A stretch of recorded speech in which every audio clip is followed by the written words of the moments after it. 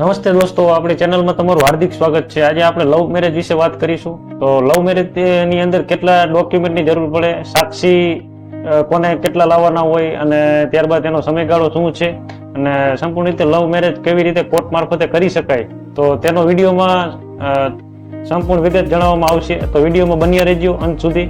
તો સૌપ્રથમ આજના 2025માં તમને કહું તો આજે અવારનવાર મા બાપને ઘણા બધા પરિવાર લોકોને સમાજ આંદોલન પણ કરતા હોય છે કે મા બાપની સંપત્તિ વગર દીકરી કે દીકરાનું લગ્ન ન થાય, જેમાં મા બાપની મરજી હોવી ફરજિયાત, એવું આંદોલન પણ કરતા હોય છે। પરંતુ આપણે આમ એક રીતે જોવી તો ભારતીય બંધારણની આર્ટિકલ 19 અને આર્ટિકલ 21 મુજબ ભારતના દરેક નાગરિકને જે પુખ્ત વયનો હોય એટલે 18 વર્ષ પૂર્ણ થઈ ચૂક્યા હોય તેમને ભારતીય બંધારણ મુજબ અધિકાર આપવામાં આવે છે। એટલે કે દરેક વ્યક્તિ પોતાની મનગમતી પસંદગી કરી શકે છે અને લવ મેરેજ કરી શકે છે અને વ્યક્તિ કોઈ પણ છોકરી છોકરાને અને છોકરો છોકરીને પસંદ કરી શકે છે। ત્યારબાદ આપણે જોઈશું કે લવ મેરેજ કરવામાં શું શું ડોક્યુમેન્ટ જોઈશે, કેટલો સમય લાગે છે, લવ મેરેજ કોણ કરી શકે તથા લવ મેરેજ કર્યા બાદની શું પ્રોસેસ હોય છે, પ્રક્રિયા હોય છે। તો જણાવી દઉં તમને કે લવ મેરેજ કરવામાં પુખ્ત વયની વ્યક્તિ એટલે કે છોકરી 18 વર્ષથી ઉપરની હોવી જોઈએ અને છોકરાની 21 વર્ષથી ઉપરની ઉંમર હોવી જોઈએ। જેમાં ડોક્યુમેન્ટની વાત કરી તો બંનેને લિવિંગ સર્ટિફિકેટ અને અથવા તો જન્મનો દાખલો અને ત્યારબાદ બીજું ડોક્યુમેન્ટ એટલે કે રેસિડેન્શિયલ ડોક્યુમેન્ટ, જેમાં તમે ચૂંટણી કાર્ડ, આધાર કાર્ડ લઈ શકો છો।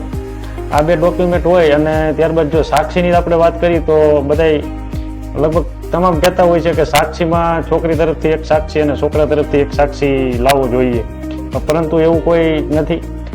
સાક્ષીમાં તમારા ફ્રેન્ડ સર્કલની અંદર અથવા તો પરિવારની અંદર કોઈ પણ મિત્ર હોય જેમાં બે સાક્ષીની જરૂર પડે છે।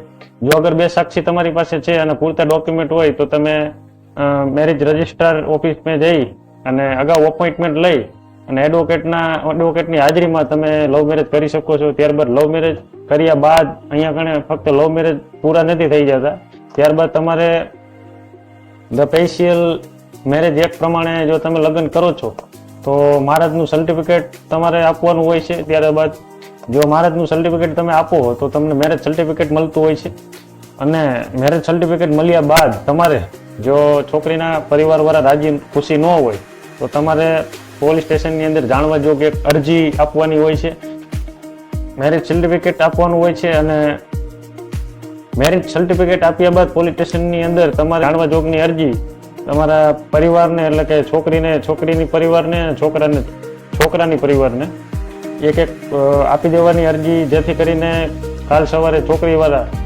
જો જાણવા જોગ ગુમશુદાની ફરિયાદ કરે છોકરી ઉપર તો તેને ખબર પડી જાય છે કે ભાઈ બંને લવ મેરેજ કરી લીધા છે અને કોઈ પણ જગ્યાએ પોતે વસવાટ કરે છે અને પોતાનું ગુજરાન ચલાવે છે।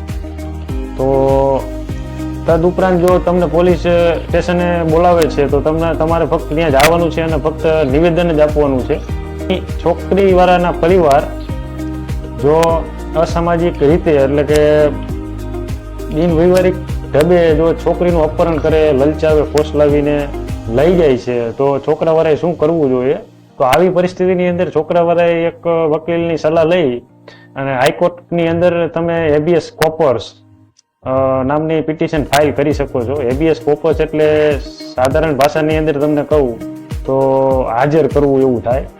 જો આવી તમે પિટિશન ફાઇલ કરો હાઈકોર્ટની અંદર તો પોલીસ તંત્ર છોકરીને ગમે ત્યાંથી હાજર કરી અને પોલીસ સ્ટેશનની અંદર હાજર કરતા હોય છે, ત્યારબાદ કોર્ટની અંદર હાજર થતા હોય છે અને છોકરીને પૂછવામાં આવતું હોય છે કે તમારે તમારા પતિ સાથે રહેવું છે કે તમારા પરિવાર સાથે।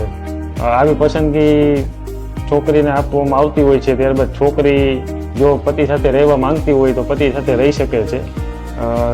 તો આખી પ્રોસેસ લવ મેરેજની શું હતી તો તમને વિડીયોમાં જણાવી। તો આશા છે કે તમને વિડીયો ગમ્યો હશે તો તમારા મિત્રોને શેર કરો, સબસ્ક્રાઈબ કરો, આપણી ચેનલને લાઈક કરો। ફરી તો મળીશું ફરી નવા કાયદા સાથે અને નવા કોઈ ટોપિક સાથે। ત્યાં સુધી જય હિન્દ, જય ભારત, જય સંવિધાન મિત્રો।